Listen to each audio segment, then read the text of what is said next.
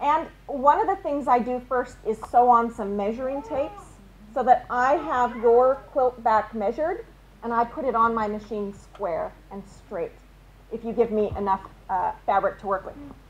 Now, I have a casing in the hem of the canvas there, and I'm going to slip in a rod. Well, actually, they come in 3 sections because they're 12 feet long or whatever the length of your machine is. So they twist together here on a screw, and then you have one long piece to slide in. I've already done it on this one, but I'll show you. I'll do it again. So it goes right in.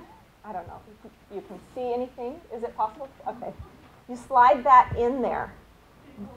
Yes, I can. So it is in the casing there on the edge. Okay? And it has the measuring tape there.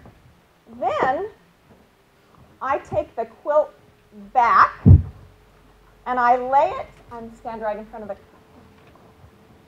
I knew this was going to be tricky.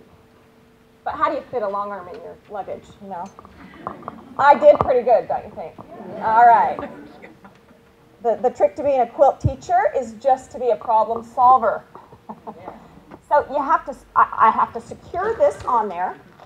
So I use these little 2-inch clamps, and I just clamp that on, and one at this side. And how far apart do you put those when you're doing the quilt? However far they're necessary. It's a personal, some people like a lot, but you have to take them off. So I put few because I don't want to take them off.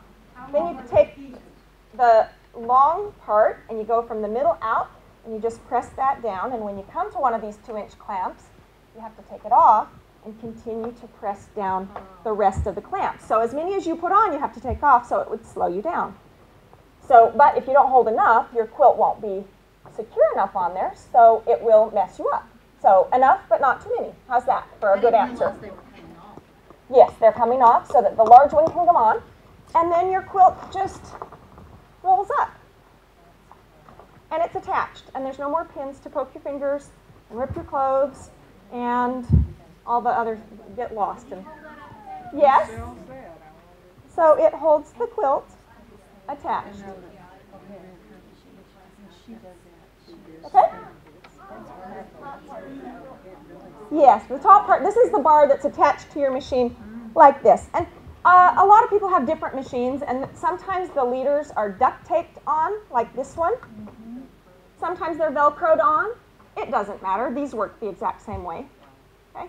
Now, for those of you that send your quilts out, if you give us a nice square back, I cannot tell you how much better your quilter will give you back your quilt, unless you have a quilter who is squaring that back for you. And you may not know if she does or doesn't, but lots of quilters don't square the backs. It takes a good amount of time to lay it out and to get it square.